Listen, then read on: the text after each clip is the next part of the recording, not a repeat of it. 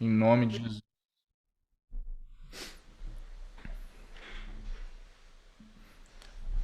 Não sabia, agora a hora que começa a gravar, ele dá a opção de você permanecer ou sair da sala. Vocês receberam isso também? Muito bem. Pessoal, vamos abrir nossas Bíblias em João 10. Eu vou ler na Nova Almeida atualizada, é a minha mais nova versão favorita.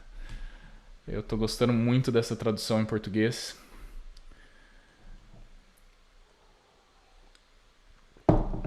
E antes de lermos os primeiros versículos de João 10, eu quero só reforçar e relembrar que a divisão de capítulos na Bíblia, ela não é necessariamente uma divisão de assuntos e ela não faz parte da inspiração divina das Escrituras. Tá? Então a numeração de capítulos, só para a gente ter uma informação interessante, ela só surgiu em meados do século VIII com o arcebispo Stephen Laton, não sei como pronuncia o sobrenome dele, mas foi ele quem sugeriu a primeira divisão de capítulos lá no século VIII. Então, assim, foram muitos anos, inclusive, sem ter essa divisão que a gente tem acesso nas mãos hoje. Então, a divisão de capítulos ela não é uma inspiração divina, e é importante a gente notar isso, principalmente nesses capítulos de João. Há uma fluidez e uma continuidade do que Jesus estava tratando em João 9 e o que ele vai continuar agora no capítulo 10. Tá? Então não existe essa divisão de como se fosse um assunto novo. Tá? Então Jesus é uma fluidez de assunto, é uma continuidade do assunto. Então no capítulo 9 ele termina, só relembrando rapidamente, aquele homem que ele havia curado foi expulso da sinagoga, e aí Jesus ouve falar que ele havia sido expulso e encontra com aquele homem e faz uma pergunta muito importante para aquele homem.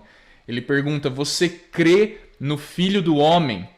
E o homem responde: quem é, Senhor, para que eu creia nele? E Jesus lhe disse: você já o tem visto, é aquele que está falando com você. E então ele afirmou: eu creio, e o adorou. E Jesus recebeu aquela adoração. E Jesus continuou e disse: eu vim a este mundo para juízo, a fim de que os que não veem vejam, e os que veem se tornem como cegos. E alguns dos fariseus que estavam perto dele perguntaram: e por acaso também somos cegos? E Jesus respondeu: se vocês fossem cegos, não teriam pecado algum. Mas porque agora dizem nós vemos, o pecado de vocês permanece. Em verdade vos digo. É uma continuidade. Então Jesus está denunciando uma cegueira de um sistema religioso do primeiro século, uma cegueira dos líderes de Israel, dos líderes judeus naquele tempo. E ele então vai dizer: em verdade lhes digo, que não entra no curral das ovelhas pela porta.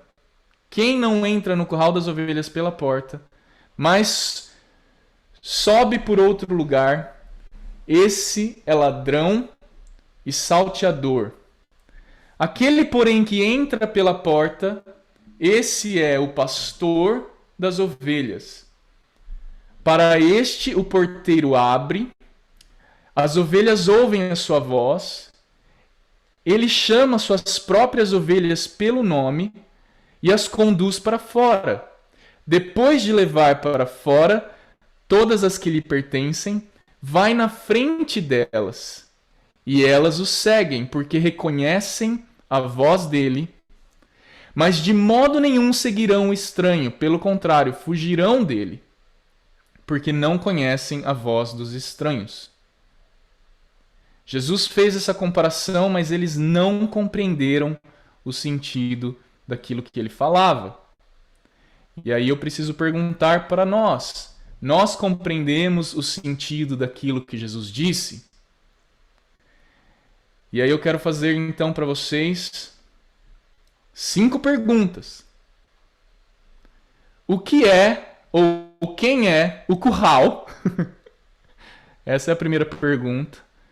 Jesus fala no primeiro versículo do capítulo 10, quem não entra no curral pela porta. Quem é ou o que é o curral? A segunda pergunta, quem são as ovelhas? A terceira pergunta, quem é o ladrão? A quarta pergunta, quem é ou o que é a porta? E a última pergunta que nós vamos responder hoje é, quem é o pastor? Então vejam, grifem essas palavras na Bíblia de vocês, para vocês identificarem, porque é importante compreendermos. O versículo 6 fala que eles não compreenderam o que Jesus estava dizendo. E nós compreendemos? Então a primeira pergunta que eu quero responder é sobre a porta. E na verdade eu não preciso responder essa pergunta, porque Jesus mesmo responde essa pergunta no versículo 7. Então Jesus disse mais uma vez, em verdade lhes digo que eu sou a porta das ovelhas. Então Jesus está dizendo que ele é a porta. No versículo 9 ele fala, eu sou a porta. Se alguém entrar por mim, será salvo. E aí diz, entrará, sairá e achará pastagem. Então, primeira coisa que a gente já identificou é quem é a porta. E a porta é o próprio Jesus. E aí ele diz, se alguém entrar por mim, entrará e sairá. E achará pastagem. Essa frase me chamou muita atenção dessa vez. Entrará, sairá e achará pastagem. E o único conceito que eu consegui imaginar sobre essa frase é o conceito de um portal. Sabe o que eu quero dizer com um portal? Vocês já leram O Príncipe Caspian em Nárnia? No final do livro de Príncipe desse livro específico, né, das Crônicas de Nárnia, no final de Príncipe Caspian, Aslan, o leão, ele abre um portal no ar. E o portal é a única coisa que a gente entra e sai ao mesmo tempo, né? Você entra por esse portal e você sai em outro lugar. E aí naquele lugar você achará pastagem.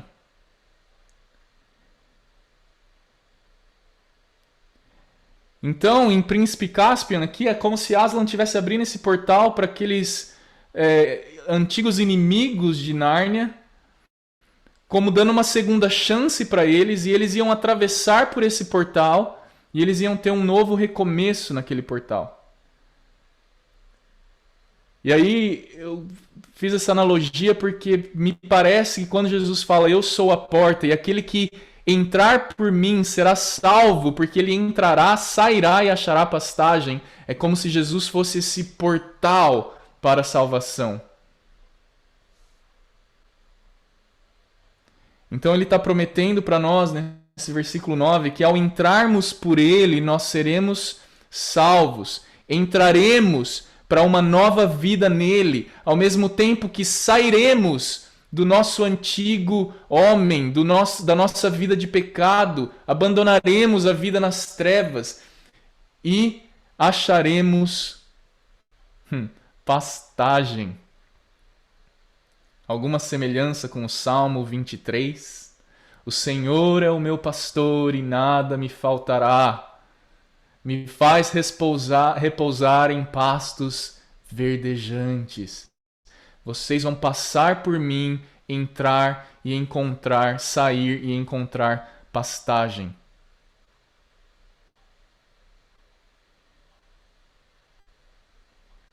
Ele nos faz repousar em pastos verdejantes, leva-nos para junto das águas tranquilas e refrigera nossa alma. Um parênteses que eu quero fazer aqui é que o Salmo 23, ele vem depois do Salmo 22.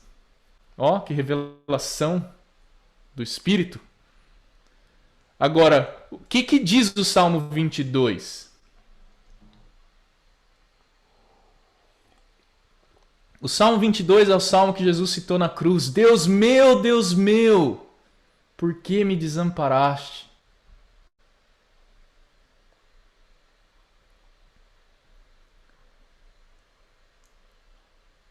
E então parece que Jesus na cruz ele estava querendo dizer para os discípulos: vai ler o Salmo 22 e você vai encontrar nessa sequência que o Senhor é o pastor e ele me faz repousar em pastos verdejantes, junto às águas tranquilas, ele refrigera minha alma.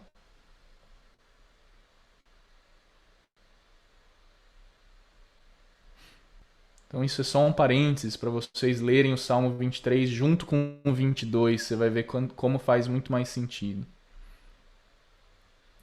Então Jesus é a porta, ele é esse portal pelo qual nós passamos e encontramos a salvação. E aí a outra pergunta é, quem é o ladrão? Lá no versículo 2, diz, no versículo 1, desculpa, no final do versículo 1, mas sobe por outro lugar o que é ladrão e salteador. Quem é o ladrão? E aí muita gente vai dizer, é Satanás! O ladrão é Satanás! No versículo 10 de João fala assim, o diabo veio para matar, roubar e destruir. É isso que diz lá no versículo 10 de João? Porque é assim que muito pastor cita esse versículo. É assim que muitos de nós aprendemos a citar esse versículo. Não fala que o diabo veio para roubar, matar e destruir. Fala o ladrão veio para roubar, matar e destruir. Então a pergunta é, quem é o ladrão? E nesse caso, não, Jesus não está falando do diabo.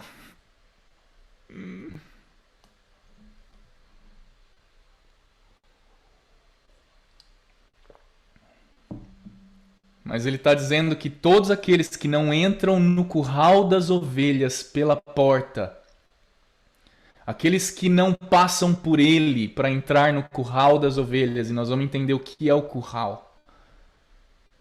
Esse é o ladrão, esse é o salteador. E então ele está dizendo que aqueles líderes religiosos não haviam entrado por ele para serem pastores de Israel. E portanto, Jesus estava denunciando aqueles líderes e aquele sistema religioso que era cego, conforme ele já havia denunciado em João 9, hein? E ele está chamando esses líderes religiosos e esse sistema religioso de ladrão e salteador das suas ovelhas. E aí o versículo 13 diz assim, o mercenário que não é pastor, a quem não pertencem as ovelhas, ele vê o lobo chegando e abandona as ovelhas e foge.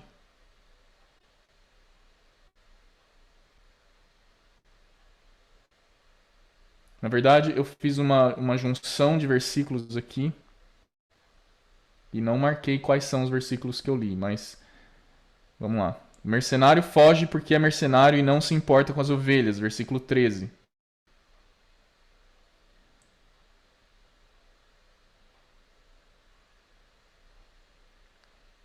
E um pouco antes, no versículo 12, então, que fala: o mercenário que não é o pastor, a quem não pertencem as ovelhas, ele vê o lobo chegando, abandona as ovelhas e foge.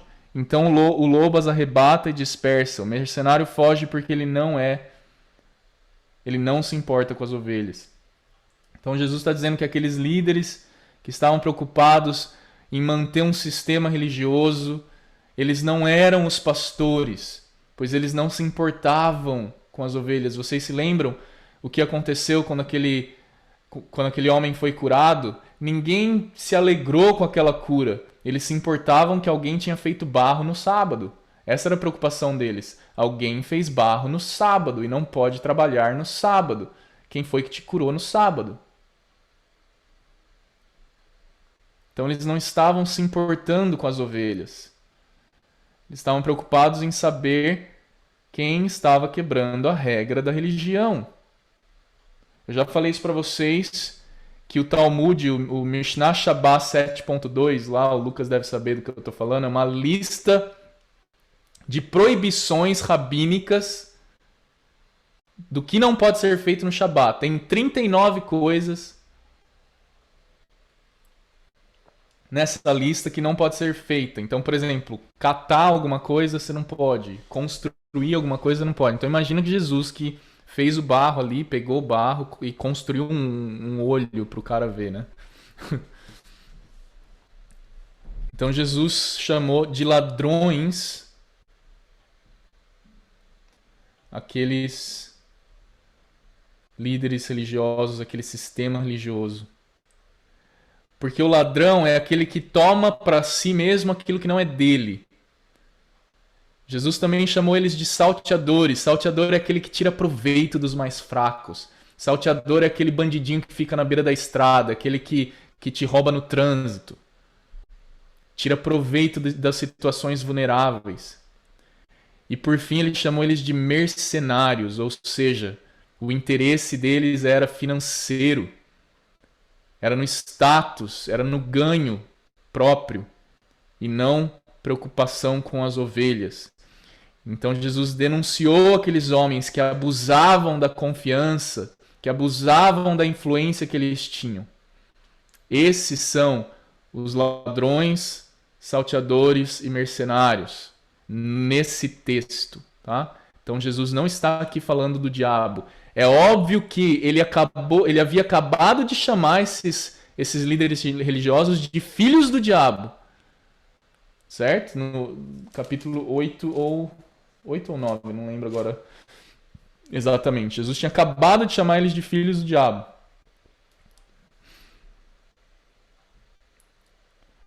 Então essa é a explicação para o ladrão. A outra pergunta que eu tinha feito é, então, sobre o pastor. E a primeira parte, eu dividi em duas partes aqui para a gente falar sobre o pastor. A primeira parte é simples, o pastor é Jesus. Ele diz, eu sou o bom pastor, versículo 14.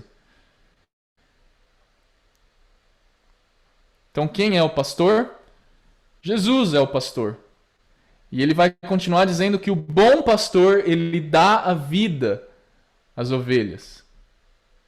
Então, responder quem é o pastor é basicamente fácil, mas nós vamos entender o que Jesus estava dizendo quando ele disse, eu sou o bom pastor. Porque quando ele disse isso, aqueles líderes religiosos quiseram matar Jesus. Então tem alguma coisa por trás dessa fala que a gente precisa entender. Não basta sabermos, Jesus estava falando que ele é o bom pastor, pronto, acabou. Não. Tem muito mais para a gente entender a respeito disso. Mas eu tinha feito a minha pergunta sobre quem é, ou quem são as ovelhas, e quem é ou o que é o curral. Versículo 1 fala assim, quem não entra no curral das ovelhas... Então existe um curral, ou um aprisco, e existe um grupo de ovelhas. E aí ele vai dizer no versículo 14, eu sou o bom pastor, eu conheço as minhas ovelhas e elas me conhecem. E no versículo 16 ele fala, ainda tenho outras ovelhas, não deste aprisco, 2 grupos de ovelhas e 2 tipos de aprisco. Estão comigo? Ainda tenho outras ovelhas que não são deste aprisco e preciso trazer estas também. Elas ouvirão minha voz e então haverá um só rebanho e um só pastor. Qual é a explicação disso? Existem as minhas ovelhas e as outras ovelhas. Existe esse curral e um outro curral. E eu quero convidar vocês a abrir a sua Bíblia em Efésios 2. Porque Paulo vai dar clareza ao que Jesus estava dizendo aqui. Quem são esses dois grupos de ovelhas? Quem são esses dois apriscos? Do que Jesus está falando? E Paulo fala, mas agora em Cristo Jesus, Efésios 2,13, vocês que antes estavam longe, ou seja, vocês que são as outras ovelhas, não deste aprisco, vocês gentios, que não são judeus, foram aproximados pelo sangue de Cristo, porque Ele é a nossa paz. De dois povos, ou seja, das minhas ovelhas, os judeus, e das outras ovelhas, os gentios, desses dois povos, Ele fez um só. E Jesus disse que Ele ia fazer desses dois grupos de ovelhas um só rebanho. E na sua carne derrubou a parede de separação que estava no meio, a inimizade. E aí no versículo 16, para que reconciliasse ambos, as minhas ovelhas e as outras ovelhas, em um só corpo, ou em um só rebanho, com Deus, por meio da cruz, destruindo a inimizade por meio dela. E quando veio, Cristo evangelizou paz a vocês que estavam longe, ou seja, vocês outras ovelhas, gentios, de outro aprisco. E paz também aos que estavam perto, ou seja, as minhas ovelhas, os judeus. Porque por meio dele, por meio de Cristo, ambos, as minhas ovelhas e as outras ovelhas, judeus e gentios, temos acesso ao Pai em um só Espírito. Assim vocês, outras ovelhas, vocês, gentios, não são mais estrangeiros e peregrinos, vocês não são mais de outro aprisco, mas são agora co-cidadãos deste aprisco dos santos e membros da família de Deus. Obrigado, Senhor, por Paulo e por esse esclarecimento tremendo que ele nos trouxe. De dois homens, de dois povos, de dois grupos distintos, Jesus, através da cruz, tornou em um só corpo, em um só espírito ligado ao Pai, em um só aprisco. Amém? Amém para isso. Mas então veja que respondemos as duas perguntas numa só. Minhas ovelhas são judeus, outras ovelhas, em João 10, são gentios. Deste aprisco, Israel, não deste aprisco, as nações. Tá claro isso? Agora vai ficar mais claro ainda. Abre a sua Bíblia em Ezequiel 34, 13.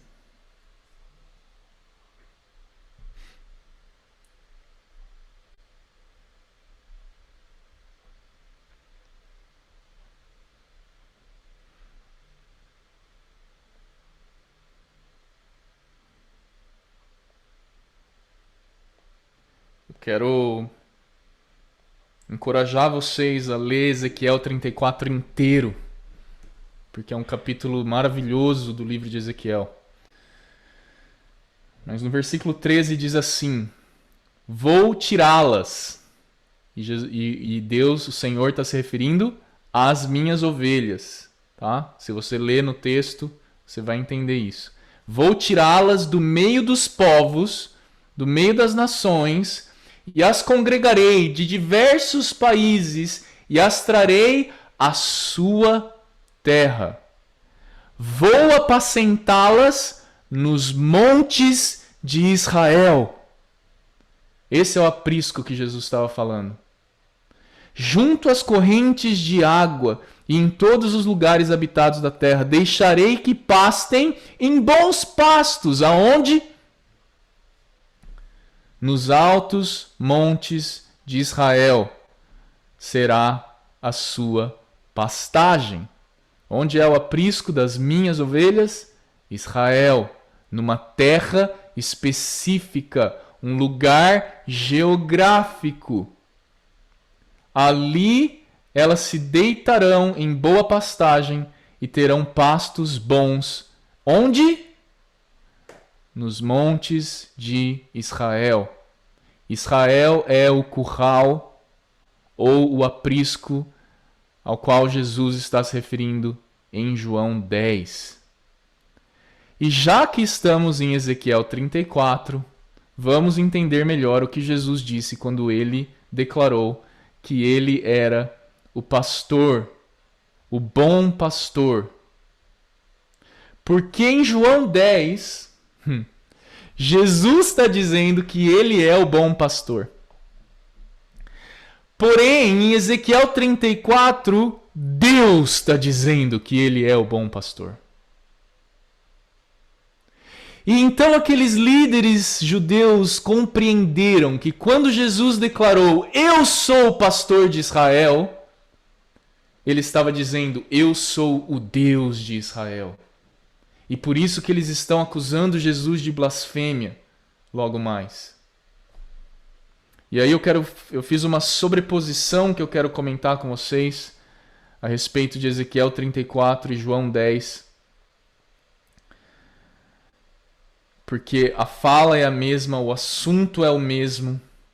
E em Ezequiel 34, o Senhor está trazendo uma profecia através de Ezequiel, que ele fala para Ezequiel, filho do homem, profetiza contra os pastores de Israel, contra os líderes de Israel. Porque eu sou o verdadeiro pastor de Israel. Eles são as minhas ovelhas.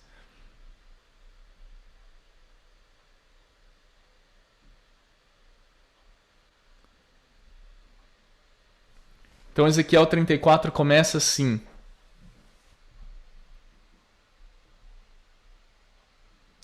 Versículo 2. Ai dos pastores de Israel, que apacentam a si mesmos.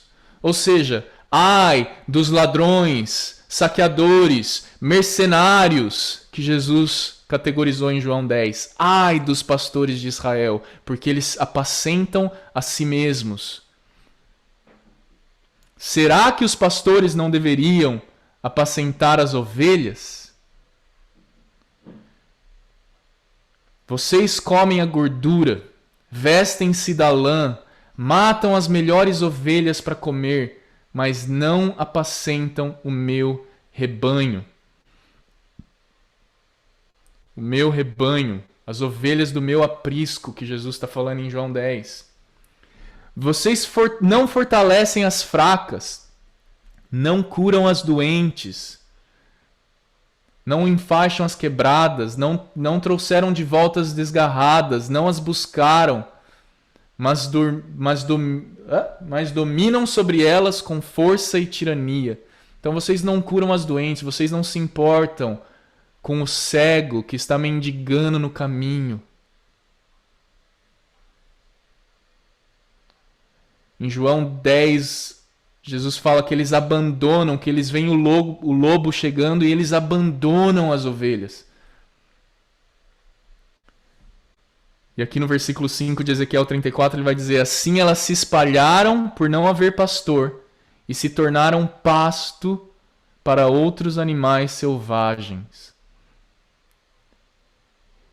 E em João 10 Jesus fala o quê? Animais selvagens, ele chama o lobo. O lobo vem para atacar as ovelhas e os pastores de Israel não estão preocupados com as ovelhas.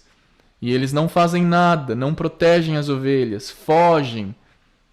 E então o lobo as arrebata e as dispersa. João 10, 12, 13.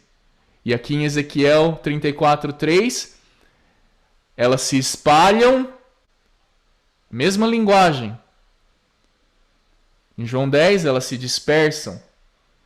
Por não haver pastor, se tornam pasto de outros animais selvagens. Então, assim como Jesus, em João 10, no versículo 14, diz, eu sou o bom pastor, o Senhor, Yahvé, Jeová, fala sobre suas ovelhas pelo menos 15 vezes em Ezequiel 34. O Senhor vai chamar os judeus de minhas ovelhas. 15 vezes. Minhas ovelhas. E em João 10, Jesus está chamando os judeus de minhas ovelhas.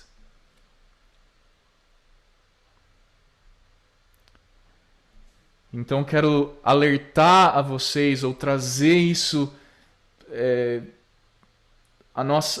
fazer com que isso desça da nossa mente, entre no nosso coração, a verdade de que o bom pastor que conhece as ovelhas, em João 10,14, é o mesmo que disse por meio do profeta Ezequiel: eu vou procurar as minhas ovelhas, eu buscarei as minhas ovelhas.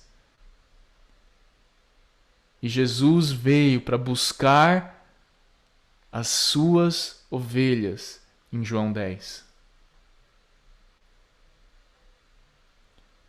Em Ezequiel 34,15, o Senhor fala: eu mesmo apacentarei as minhas ovelhas. No versículo 31 ele fala: vocês são as minhas ovelhas, ovelhas do meu pasto. Vocês são o meu povo e eu sou o seu Deus, diz o Senhor Deus. Portanto, em João 10, Jesus está dizendo: eu sou Deus. Eu sou o Deus de Israel. Quando ele diz eu sou o bom pastor, ele está dizendo eu sou. O mesmo que falou com Ezequiel.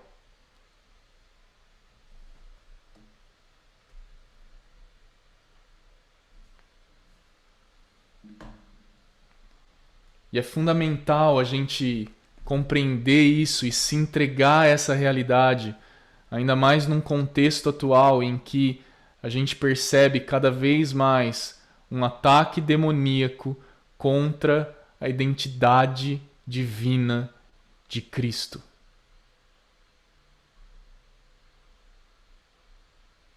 A identidade de Jesus como Deus de Israel. Ele não é um homem que foi elevado a um posto de divindade. Isso precisa ser claro na nossa mente e no nosso coração. Ele é Deus.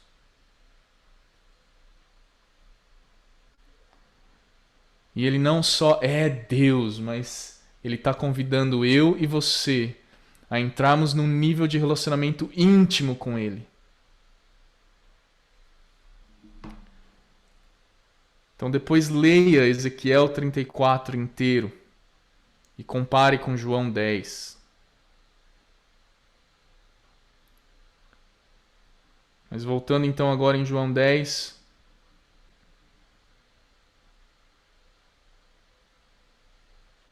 no versículo 15, há uma verdade incrível e que nós vamos parar aqui e tentar compreender essa verdade, essa realidade e pedir que o Espírito Santo ministre essa realidade no nosso coração nessa noite.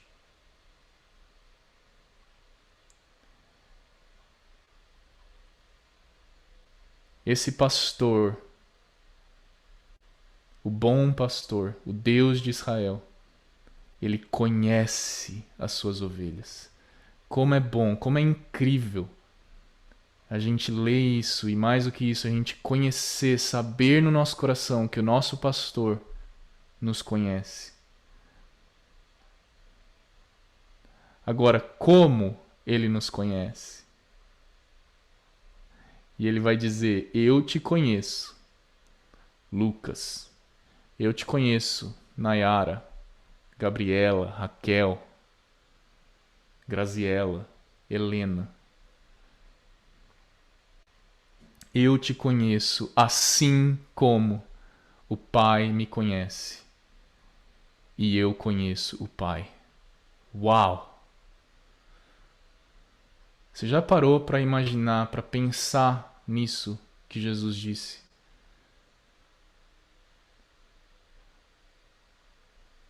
Eu sou o bom pastor.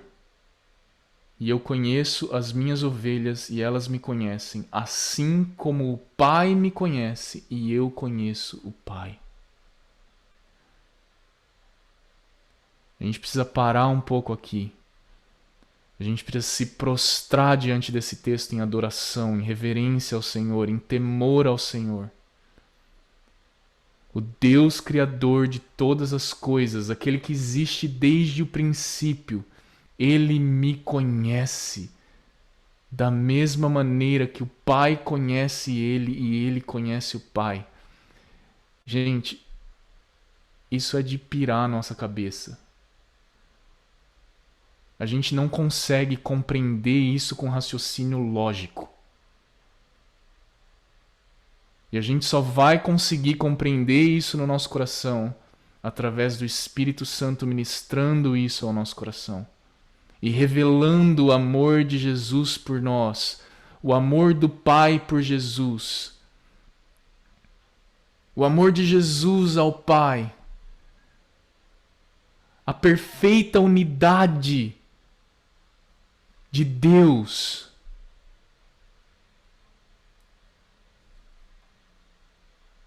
Somente pelo Espírito nós podemos absorver essa realidade.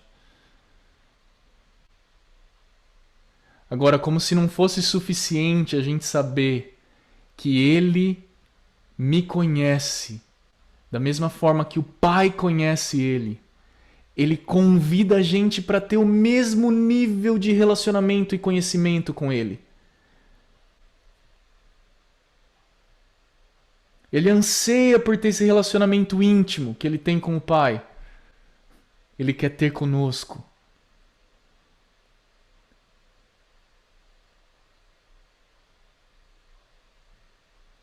Porque Ele fala, eu conheço as minhas ovelhas e elas me conhecem. E não só essas, mas eu tenho outras ovelhas, não só os judeus, não só os filhos de Israel. Eu tenho outras ovelhas. E eu preciso trazer elas também para perto, porque elas ouvirão a minha voz. E elas me conhecerão como o Pai me conhece e eu conheço o Pai. Esse é o tipo de relacionamento que Jesus quer ter conosco. E a gente vai ver na continuidade do livro de João, principalmente quando a gente entrar nos capítulos 13 em diante. Jesus vai demonstrar, vai falar mais sobre como é o relacionamento entre Ele, o Pai e o Espírito, e Ele está te convidando para ter esse mesmo nível de intimidade que existe nessa unidade de Deus. Ele está convidando eu e você para esse nível de relacionamento.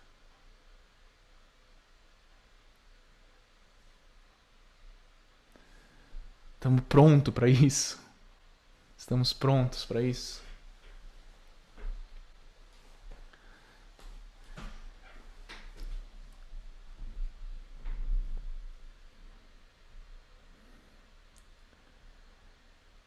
Eu vou dar uma continuidade aqui, eu não sei se eu vou conseguir concluir o capítulo. Mas eu novamente quero convidar vocês a refletir em João 10, 14, 15 e 16 durante a semana e pedir que o Espírito Santo, orar para que o Espírito Santo ministre essa realidade no coração de vocês. Porque muitas vezes a gente entende isso e compreende isso com a mente, intelectualmente, mas a gente não vive essa realidade e a gente não compreende essa realidade no nosso coração, no nosso íntimo.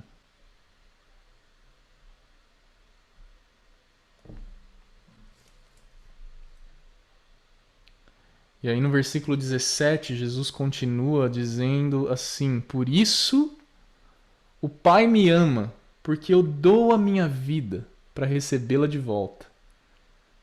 Ninguém tira a minha vida. Pelo contrário, eu espontaneamente a dou. Eu tenho autoridade para entregá-la e também para reavê-la. Este mandato recebi de meu Pai. Pera aí, Jesus, do que você está falando aqui? Eu dou a minha vida e tenho autoridade para reavê-la? Eu dou espontaneamente, entrego porque eu tenho autoridade para entregar e tenho autoridade para recebê-la outra vez? E talvez era muito cedo para os discípulos e para aquelas pessoas ali ouvindo isso compreenderem o que Jesus estava falando, mas ele estava falando da sua morte e da sua ressurreição. Então ele está dizendo, eu tenho autoridade para entregar minha vida, ele entregaria sua vida na cruz, na morte, mas eu tenho autoridade para reavê-la na ressurreição. Eu tenho autoridade. Jesus está dizendo, eu tenho autoridade. Ele declara que tem autoridade para ambas as coisas, para a morte e para a vida. E essa é uma realidade muito séria e importante que aponta para a unidade da Trindade. E nós precisamos prestar atenção nisso. Porque a partir daqui, João 11:12, a gente vai ter outras histórias interessantes acrescentadas, mas principalmente João 13 para frente, o assunto de João é a unidade da Trindade. Então quero desafiar vocês porque assim, a palavra Trindade não está na Bíblia, certo? Mas o conceito da Trindade está de Gênesis 1 a Apocalipse 22.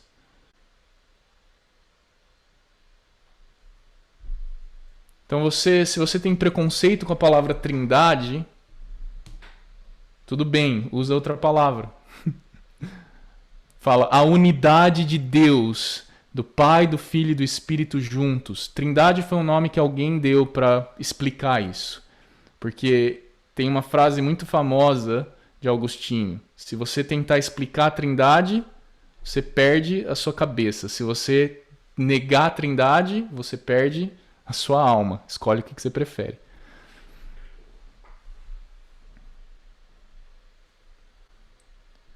Mas por que eu estou dizendo que esse versículo aponta para uma característica importante da unidade da Trindade?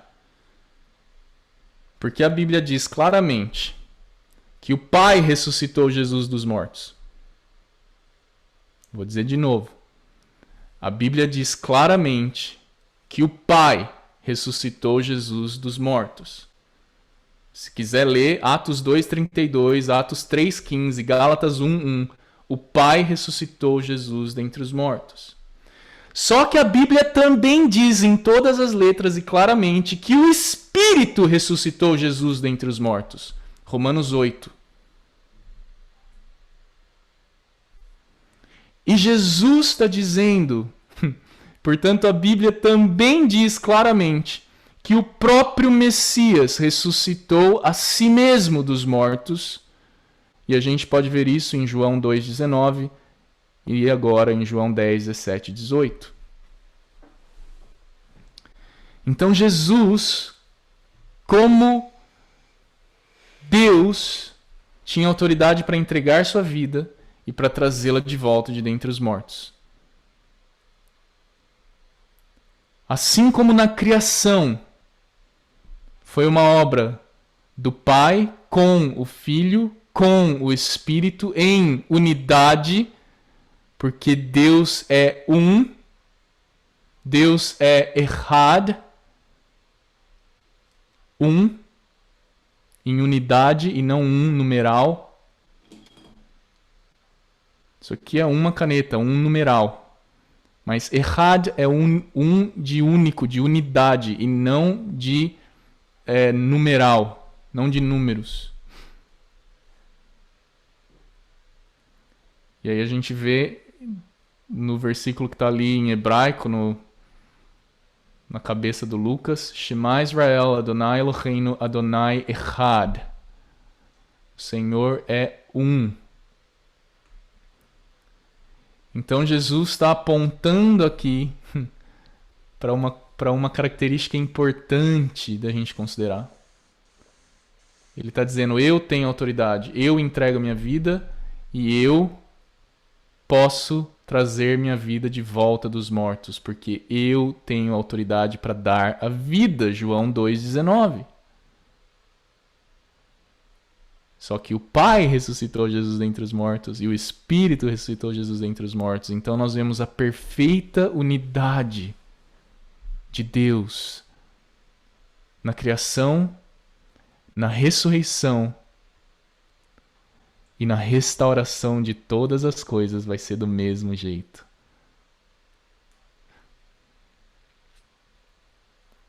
Vou parar por aqui. E aí na próxima quinta a gente vai continuar. Não vou parar por aqui não. Posso exceder uns... Se eu exceder talvez 5 minutos eu consigo terminar. Pode ser? Porque a repercussão desse discurso de Jesus versículo 19 e 21. Por causa dessas palavras, houve nova divisão entre judeus e gentios. Entre judeus e gentios não, entre os judeus. Lembra que tinha havido uma divisão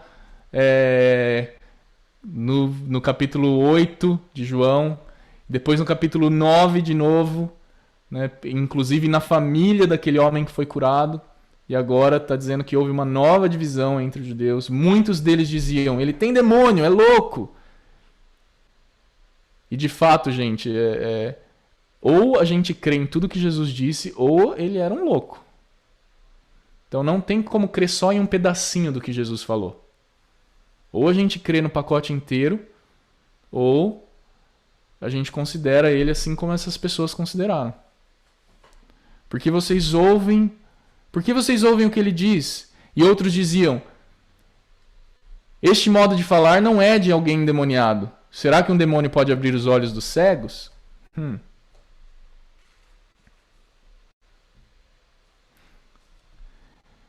Então, houve aquela divisão entre eles, e aí no versículo 22, eles diz assim, celebrava-se em Jerusalém a festa da dedicação, ou seja, era meados de dezembro, fim de novembro, dezembro.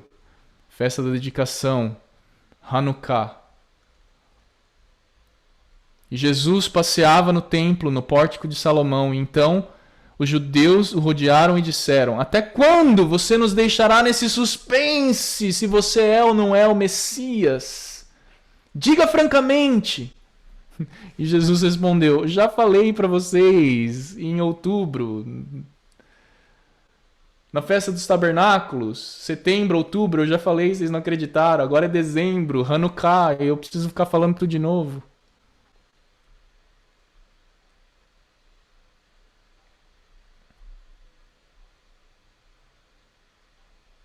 Então a religiosidade, isso mostra que a religiosidade ela está interessada no discurso convincente.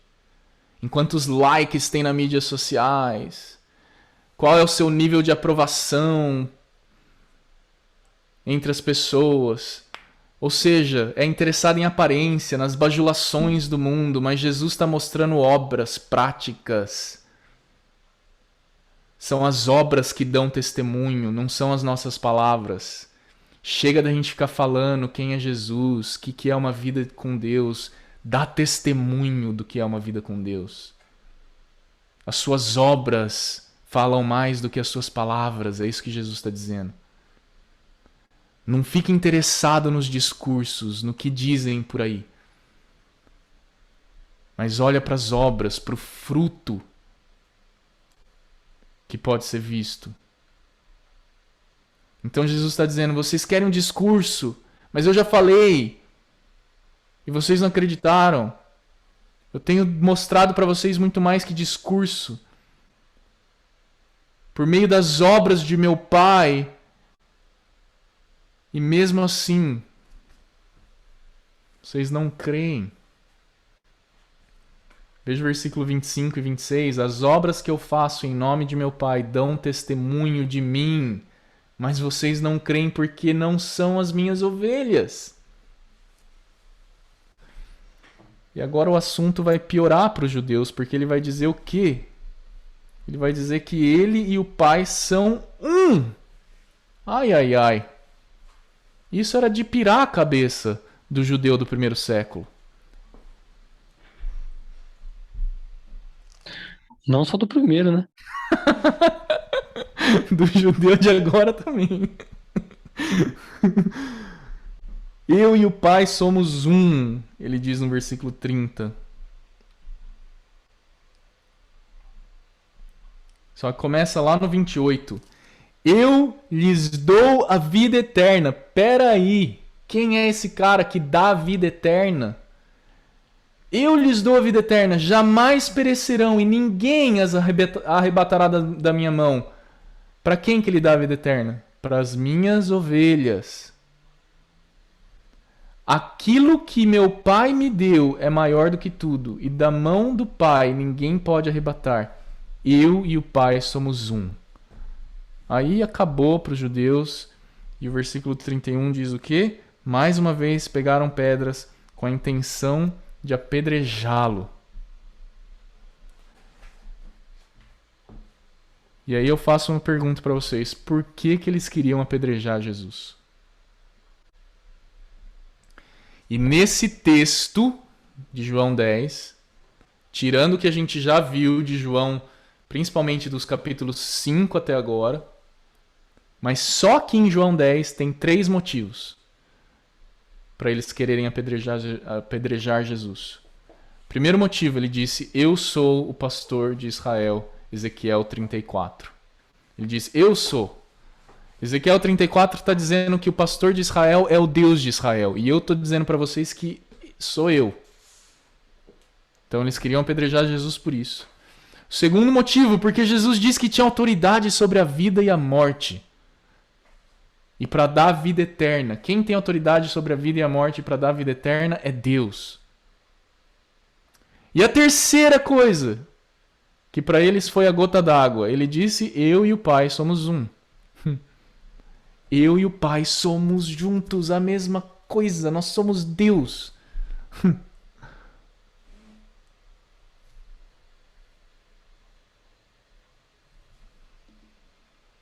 E aí isso fica claro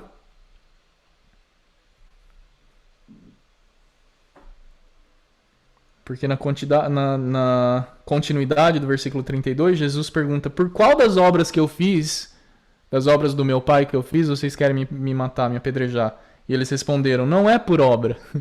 Ou seja, eles não estavam preocupados com a obra, eles estavam preocupados com o discurso, com a aparência, com a expectativa do povo, com o que o sistema religioso dizia.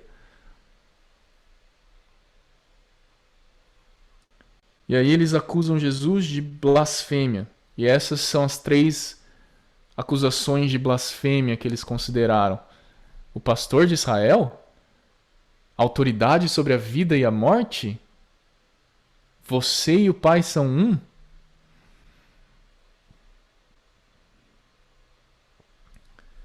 Os líderes judeus daquele tempo compreenderam claramente que Jesus estava se fazendo de Deus.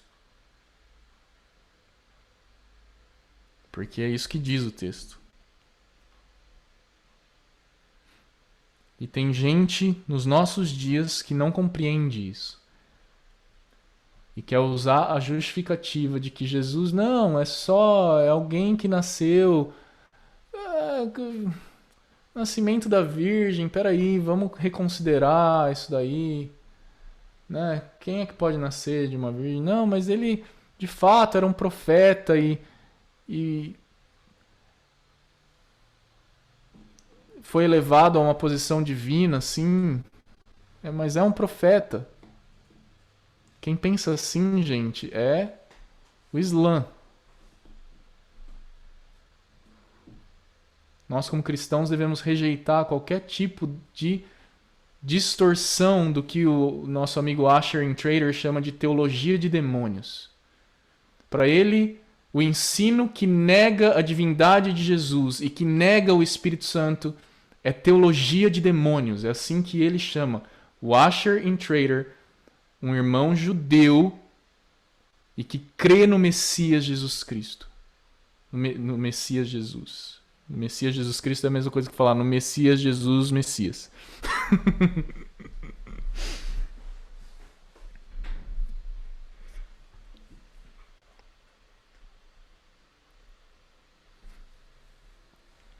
E aqui o interessante é que Jesus vai falar que ele vai chamar os salmos de lei.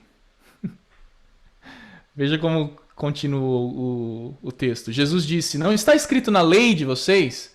Só que aí ele cita um salmo.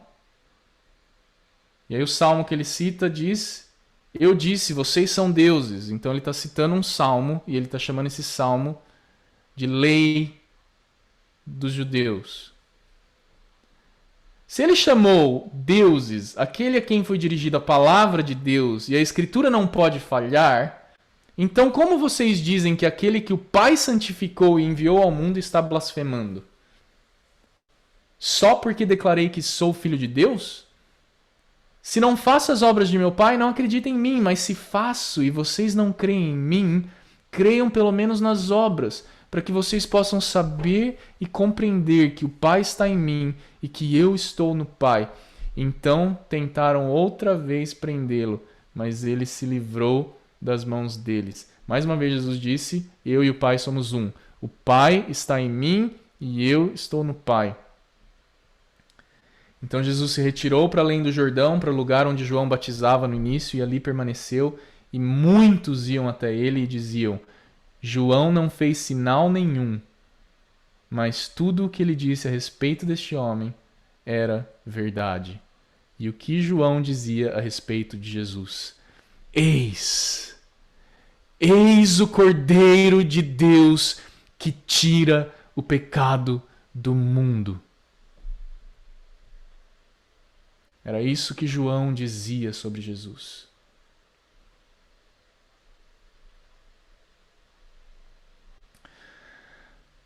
Uau! Amém, amém, amém. Consegui terminar antes até do que eu falei. João 10. E o meu convite a cada um de vocês é que vocês possam refletir e ruminar e ficar pensando constantemente, orar sobre isso, pedir ao Pai que Ele mostre esse nível de relacionamento que Jesus está nos convidando para ter com Ele, fazendo parte do seu aprisco. Então, meditem em João 10, em Ezequiel 34, em Efésios 2 e clamem ao Pai para que o Espírito traga a revelação desse relacionamento íntimo que há entre o Pai e o Filho. Porque é esse tipo de relacionamento que Jesus quer ter conosco. Amém? É nesse nível que Jesus se importa com você. Da mesma forma que o Pai se importa com ele, da mesma forma que o Pai ama ele, é nesse nível que ele te ama. Cada um de nós. Isso é a verdadeira graça de Deus. Amém? Quem quiser comentar, perguntar, a gente pode aproveitar que tem... Cadê o Alfredo? Tem 3 pastores na sala, então podem fazer a pergunta que vocês quiserem. Pastor Paulo Calado, Pastor Matheus Lapa, Pastor Alfredo Louça. Eles vão ter o maior prazer de responder as perguntas de vocês.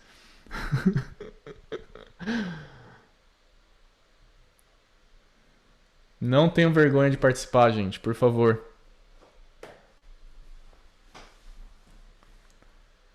Lembra que eu venho falando com vocês, os discípulos constantemente faziam perguntas. Constantemente, eles queriam fazer pergunta, eles queriam saber mais. Explica melhor isso, o que o Senhor quis dizer com isso? E por isso que, de fato, eles sabiam mais do que a média. Eles perguntavam.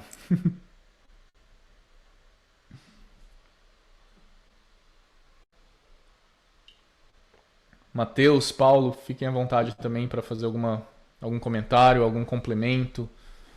Por favor.